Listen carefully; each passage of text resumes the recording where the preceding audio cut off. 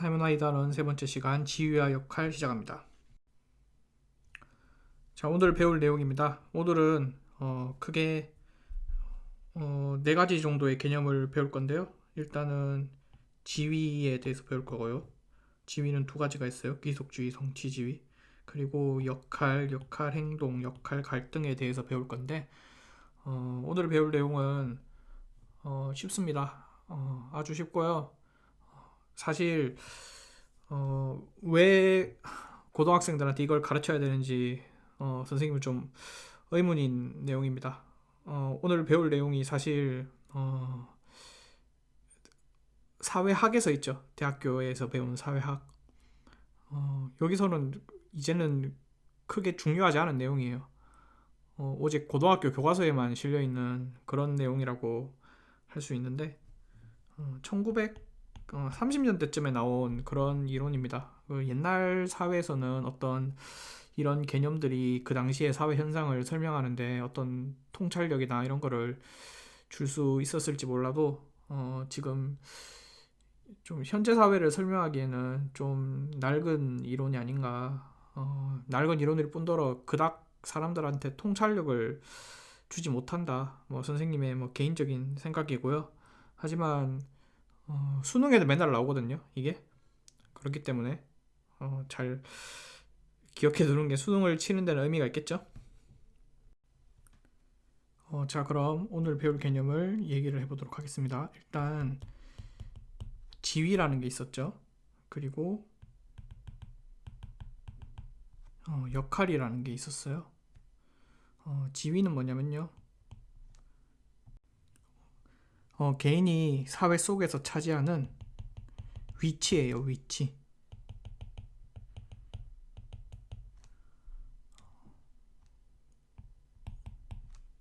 예를 들면 선생님이죠. 선생님을 예시로 들어볼게요. 선생님은 교사고 또 남성이죠. 그리고 선생님은 장남이거든요. 뭐 이런 것들 있죠. 사람한테 딸려오는 위치. 게임으로 치면 뭐 그런 거예요. 뭐 롤플레잉 게임 하면 자기 종족 고르고 직업 고르잖아요. 뭐 그런 것들입니다. 그런 것들이 이제 지위고, 이 지위는 크게 두 가지로 나뉩니다. 이 지위는 귀속 지위와 성취 지위로 나뉘는데요. 귀속은 여러분들 그 게임 많이 한 친구들은 그거 들어봤을 게요. 귀속템 이런 거 들어본 사람 있을 것 같아요. 귀속템. 귀속이 뭐냐면 딸려오는 걸 말하는 거거든요. 버릴 수 없어요. 이건 나한테 그냥 딸려오는 거야. 이 사람한테 지위가 딸려온다. 무슨 소리냐? 귀속 지위는 태어날 때부터 딸려오는 거예요.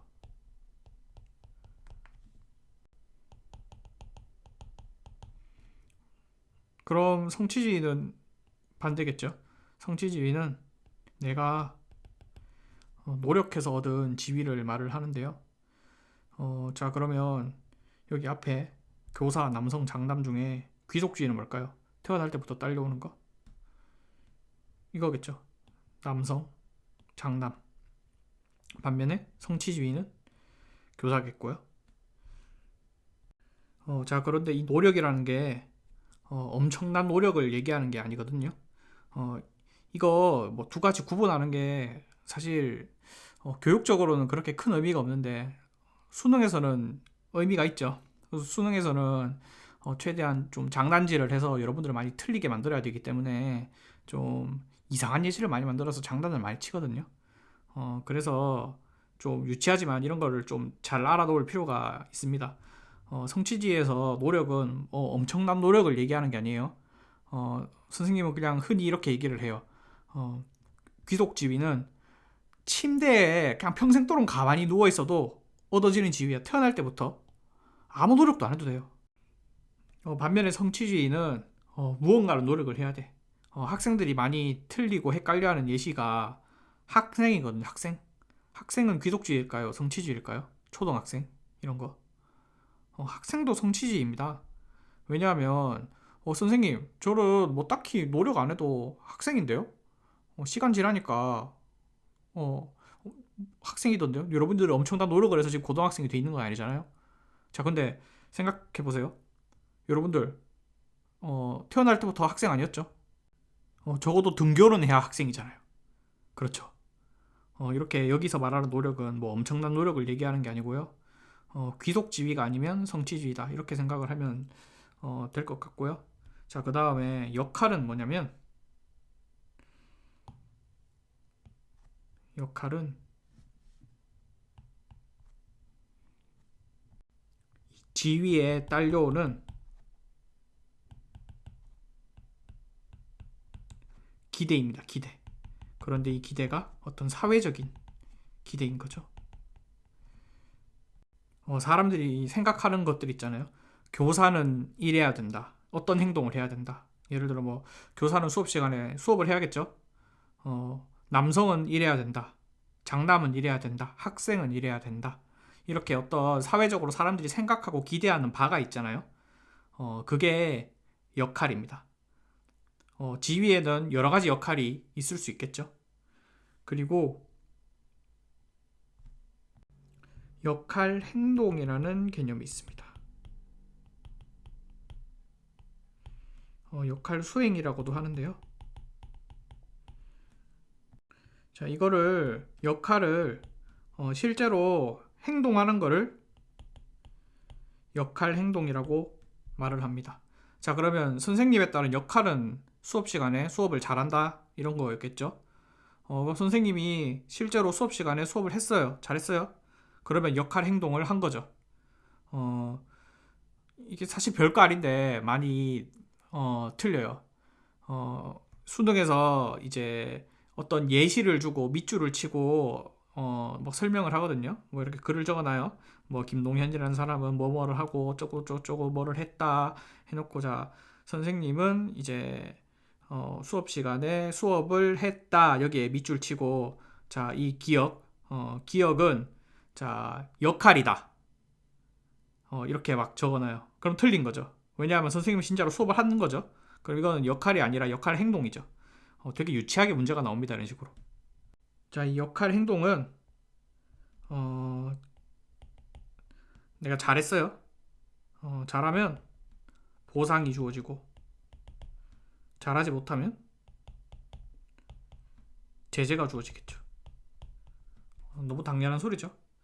사회적으로 어떤 기대하는 바가 있는데 이거를 잘하면 어떤 사회적인 보상이 따라오고 못하면 제재를 받습니다. 자, 마지막으로 역할 갈등이라는 개념을 봅시다.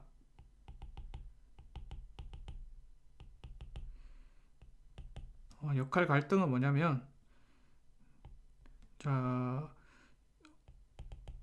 내 역할이 하나만 있는 게 아니죠. 왜냐하면 지위가 여러 개니까요. 그리고 지위 안에서의 역할이 여러 개일 수도 있죠. 내 역할이 여러 개가 있어요. 그런데 이 두 개를 동시에 하는 게 불가능한 상황을 역할 갈등이라고 얘기를 합니다. 자, 예를 들어 어떤 사람이 이제 직장에 다녀요. 그러면 직장인으로서의 지위가 있고 거기에 따른 역할이 있겠죠. 일을 열심히 해야 되죠. 어, 그런데 그 사람은 이제 아버지이기도 해요. 아버지로서의 역할이 있고 할 일이 있겠죠. 자, 그런데 이제 뭐 딸이 뭐 발표를 하는데 그날 출장이 잡혔네. 동시에 할 수가 없죠. 아버지로서의 역할과 그리고 직장인으로서의 역할을 동시에 할 수가 없죠. 이런 상황을 역할 갈등이라고 얘기를 합니다. 현대 사회에 올수록 이 역할 갈등이 많아지겠죠. 왜냐하면 지위가 점점 많아지니까요. 뭐 오늘 배울 내용 정말 별거 아니죠. 아주 쉬운 내용이니까 잘 기억해두고 수능에서 절대 틀리는 일이 없도록 해봅시다.